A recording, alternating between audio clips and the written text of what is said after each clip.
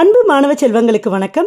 அயனி சமநிலை பாடத்திலிருந்து பயிற்சி வினாக்கள்ல கொஸ்டின் நம்பர் 26 தான் இந்த வீடியோவில் சால்வ் பண்ண போகிறோம்.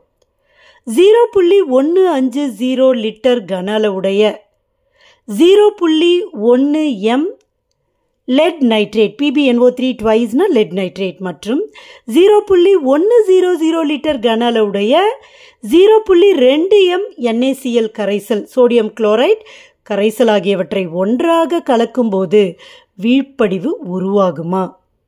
லெட் குளோரைடோட KSP மதிப்பு, அதாவது கரைதிறன் பெருக்க மாறிலி மதிப்பை கொடுத்துருக்குறாங்க, which is 1.2 into 10⁻⁻⁵.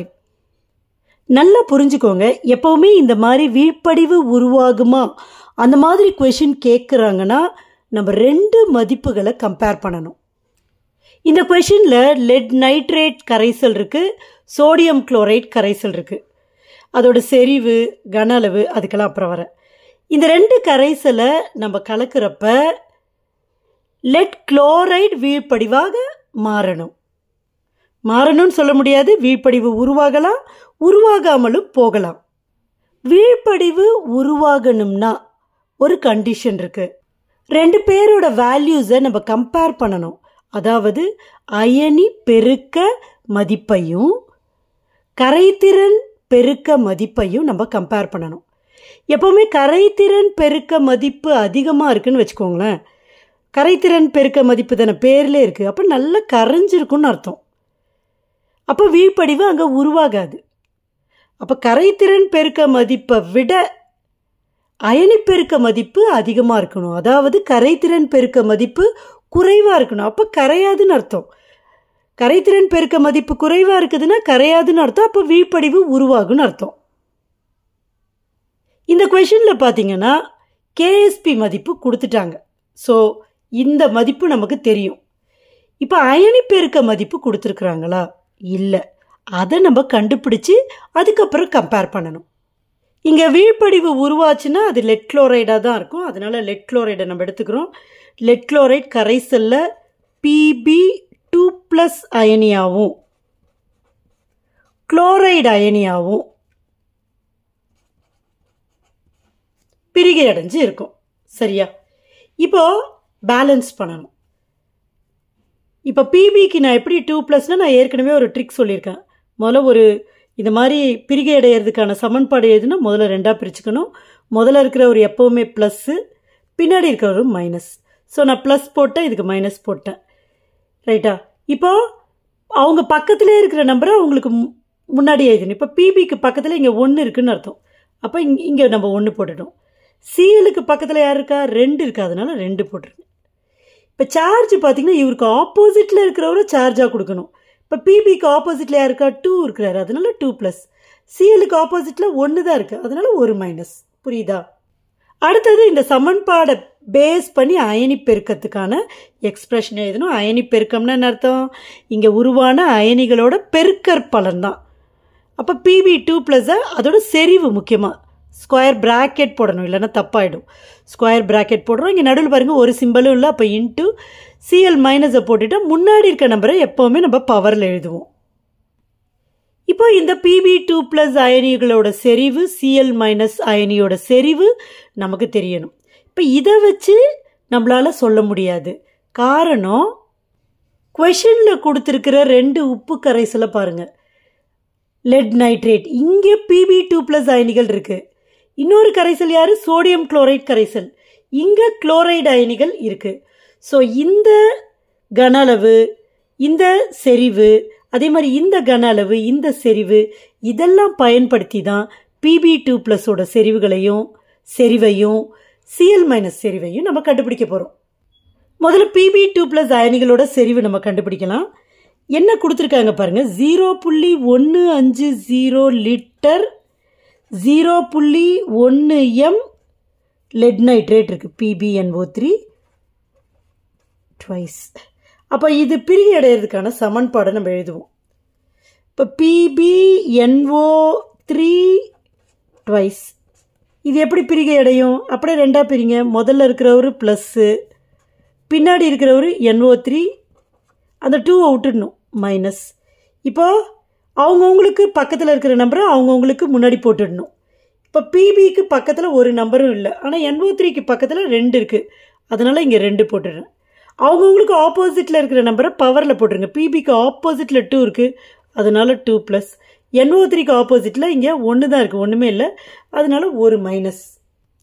இப்போ இது வந்து 0.1m, அப்போ இதுவும் 0.1m தான் இருக்கும், இதுவும் 0.1m. அதாவது இங்கே 2 இருக்கிறதுனால 2 × 0.1m இருக்கும். புரியுதா உங்களுக்கு? இது 0.150 லிட்டரில் இருக்குது. ஆனால் இந்த கொஷனில் பாருங்கள், 2 கரைசலை கலக்கிறோம், ரைட்டா? சோடியம் குளோரைட் கரைசலையும் லெட் நைட்ரேட் கரைசலையும் கலக்கிறோம். அப்போ என்ன ஆகிடும்? கலக்கிறதுனால செறிவு வந்து மாறிடும், ஏன்னா கன அளவு மாறிடுது இல்லை.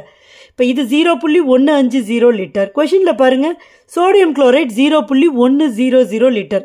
அப்போ 0.150 லிட்டரையும் 0.100 லிட்டரையும் சேருங்க, 0.250 லிட்டர், அதாவது 1/4 லிட்டர் இருக்குது. ஆனால் இவர் பாருங்க 0.150 லிட்டரில் தான் கலக்கிறதுக்கு முன்னாடி இருக்கிறாரு, கலந்த பிறகு இவர் 1/4 லிட்டரில் இருக்கிறாரு. அப்போ கன அளவு மாறுறதுனால கண்டிப்பாக என்ன ஆகிடும்?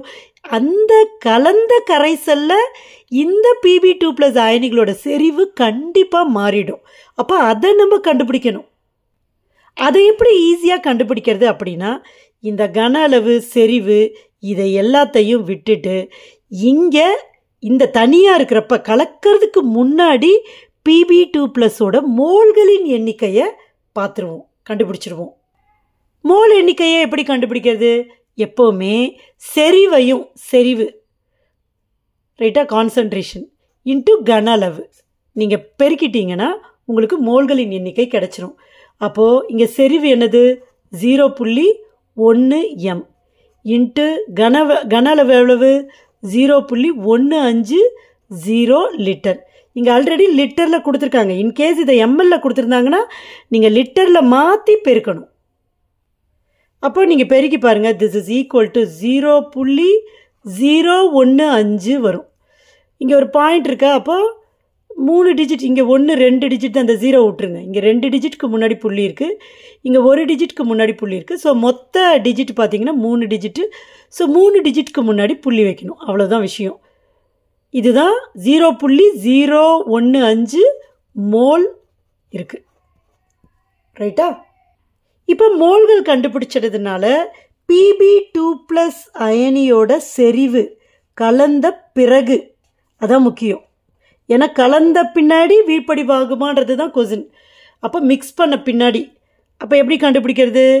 எப்போவுமே செறிவு கண்டுபிடிக்கணும்னா மோல்கள் பை அதோட கன அளவு. இப்போ பார்த்தீங்கன்னா இங்கே தெரியும், இது மோல்கள். Mole is equal to C × V. அப்போது செறிவு வேணும்னா மோல்களின் எண்ணிக்கை பை கன அளவு. அப்போ இங்கே மோல்களின் எண்ணிக்கை எவ்வளோ இருக்குது? 0.015 பை கன அளவு என்னது? கலந்த பிறகு கன அளவு 0.250 லிட்டர். அப்போ இதை வந்து 0.25ன்னு வச்சுப்போம். இப்போ இதை நம்ம சால்வ் பண்ணணும். இப்போ இதை 15 × 10⁻³ வச்சுப்போம். இதை 25 × 10⁻²ன்னு வச்சுப்போம். ஸோ எத்தனை பின்னாடி டிஜிட் இருக்கோ அத்தனை பவர் கொடுத்துட்டேன். இப்போது 5 வந்து இங்கே 3 தடவை போகும், 5 வந்து இங்கே 5 தடவை போகும். ஸோ 3/5 3/5 அப்படிங்கிறத வகுங்க. 0.0 போடுறோம், 6 5 30. ஸோ இது வந்து எவ்வளோ வரும்? 0.6 வரும்.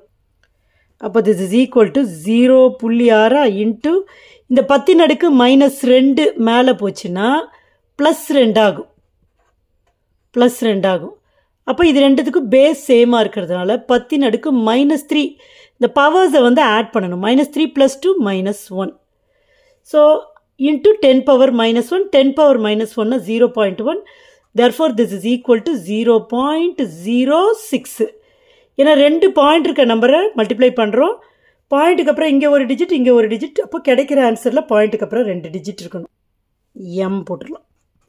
ஸோ இதுதான் Pb2+ அயனியோட செறிவு கலந்த பின்னாடி. இப்போ அடுத்தது என்ன பண்ண போகிறோம்? இதை சோடியம் குளோரைட் கரைசல்ல இருந்து தான் நம்ம கண்டுபிடிக்க முடியும். சோடியம் குளோரைட் கரைசல் எவ்வளோ இருக்குது? 0.100 லிட்டர். கொஷினில் இருக்குது பாருங்கள். எவ்வளோ செறிவு? 0.2 m. யார் இது? NaCl. இப்போ இந்த NaCl பாருங்க, தண்ணியில் கரைக்கிறப்ப இவர் பிரிகை அடைவார். எப்படி? Na ப்ளஸ் ஆகும் ப்ளஸ் Cl மைனஸ் ஆகும். கரெக்டா? இப்போ இது ஈக்குவேஷன் பேலன்ஸ் பண்ணிட்டோம். இப்போ கொஸ்டினில் சொல்கிறாங்க இது 0.2 mனா, அப்போ இது 0.2 mனா இதோட செறிவும் 0.2 m இருக்கும், இதோட செறிவும் 0.2 m இருக்கும். ஆனால் நம்ம என்ன பண்ணுறோம்? இந்த கரைசலை லெட் நைட்ரேட் கரைசல் கூட கலக்கிறோம். கலந்த பிறகு கலக்கிறப்ப வீழ்படிவாகுமா அப்படிங்கிறது தான் கொஷின். அப்போ கலந்த பிறகு இந்த செறிவு இருக்குமா அப்படின்னா இருக்காது. காரணம் நான் ஏற்கனவே சொன்னது தான். என்ன சொன்ன? கலந்த பிறகு இந்த கன அளவு மாறி போயிடுது. அதாவது இங்கே பார்த்தீங்கன்னா 0.100 லிட்டர் இருக்குது. ஆனால் வேற ஒரு கரைசல் லெட் நைட்ரேட் கரைசல் கூட கலக்கிறோம்.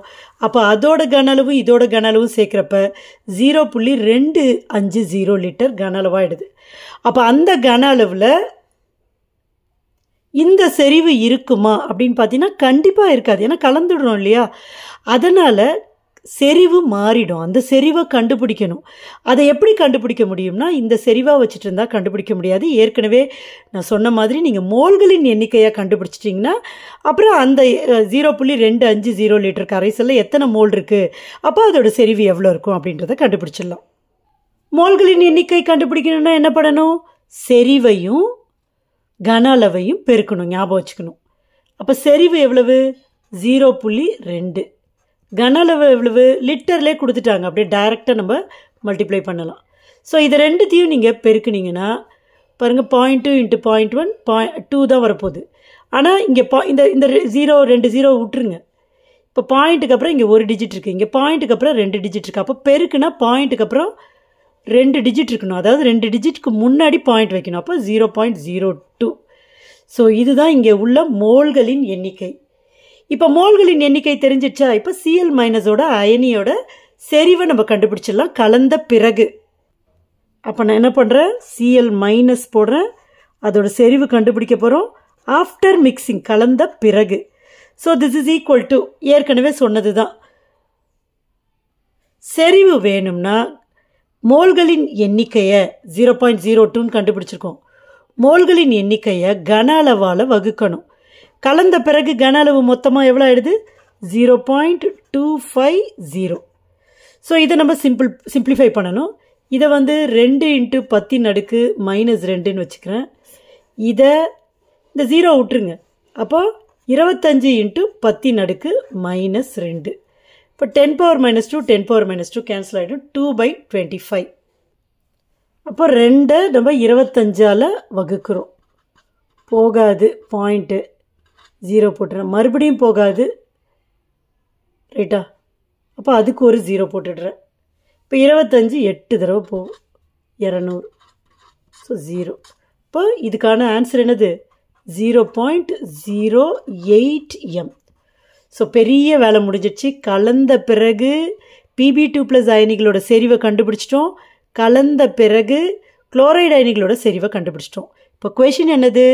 PbCl2 வீழ்படிவாகுமா? வீழ்படிவாதல் நடக்கணும்னா இந்த அயனிகளோட செறிவோட பெருக்கற் மதிப்பு, பெருக்கற் பலன் பார்த்தீங்கன்னா KSPயை விட அதிகமாக இருக்கணும். ஏற்கனவே பார்த்தோம், ரைட்டா? இப்போ நான் என்ன பண்ண போகிறேன்? KSP மதிப்பு எனக்கு தெரியும், கொடுத்துருக்குறாங்க. 1.2 × 10⁻⁻5. இப்போ நான் அயனிகளோட செறிவுகளோட பெருக்கற் பலனை பார்க்கணும். அப்போ Pb2+, சரியா, இன்ட்டு Cl மைனஸ் ஸ்கொயர். புரியுதா உங்களுக்கு? இங்கே பாருங்கள், இதை பேஸ் பண்ணி தான் Pb2+, இந்த சமன்பாடை பேஸ் பண்ணி தான் Pb2+, இங்கே முன்னாடி 2 இருக்குது, அதனால ஸ்கொயர் வருது. Pb2+ஓட மதிப்பு எவ்வளவு? 0.06 இன்ட்டு Cl மைனஸ்க்கு என்னது? 0.08. ஸ்கொயர் இருக்கிறதுனால ஸ்கொயர். இப்போ இதை 6 × 10⁻⁻2 போட்டுருங்க. இன்ட்டு இதை வந்து 8 into 10 power minus 2 into square இருக்கிறதுனால 2 தடவை போட்டுடுறேன். So this is equal to இதை 10 power minus 6 into 8 8s are 64. 64 into 6. 6 4s are 24, மீதி 2, 6 6 are 36 plus 2, 38. அப்போ 384 into 10 power minus 6. ஸோ இந்த மதிப்பு கூட நம்ம கம்பேர் பண்ண போகிறோம். ஸோ இதை வந்து இதையுமே நம்ம 10 power minus 5ல் வச்சுக்கலாம். அப்போ இது 10 power minus 5ல் இருக்கணும்னா இதிலேருந்து ஒரு பாயிண்ட்டை கொடுங்க. அப்போ 38.4 into 10 power minus 5. ஸோ இந்த பக்கத்தில் இருக்கிற நம்பர் சேமாக இருக்கிறதுனால அதை விட்டுட்டு இந்த ரெண்டு நம்பரையும் நம்ம கம்பேர் பண்ணலாம். அப்போ இந்த PB2 + Cl- அதாவது இந்த அயனி பெருக்க மதிப்பு தான் அதிகமாக இருக்குது. அதனால் வீழ்படிவாதல் கண்டிப்பாக நடக்கும். இல்லை சயின்டிஃபிக் நோட்டேஷன் ப்ராப்பராக நம்ம சயின்டிஃபிக் நோட்டேஷனில் தான் போடணும். அப்போ என்ன பண்ணணும்னா ஒரு டிஜிட்க்கு பக்கத்தில் தான் புள்ளி இருக்கணும். அப்போ 3.84 இதுதான் ப்ராப்பர். அப்போ இங்கே என்ன இருக்கும் 10 power minus 4 இருக்கும். சரியா? அப்போ இதிலிருந்து என்ன நம்ம புரிஞ்சுக்கலாம், PB2 + Cl- இது அயனியின் பெருக்கற்பலன் KSP ரெண்டுத்தையும் தானே நம்ம கம்பேர் பண்ணுறோம். இந்த மதிப்போட இது அதிகமாக இருக்குது. பார்த்திங்கன்னா இது 1.2 into 10 power minus 5, இது 3.84 into 10 power minus 4. ஸோ அதிகமாக இருக்குது. அதனால் கண்டிப்பாக PbCl2 வீழ்படிவாகிறது. ஸோ இதுதான் ஆன்சர். உங்களுக்கு புரிஞ்சிருக்குன்னு நம்புகிறேன். தேங்க்யூ.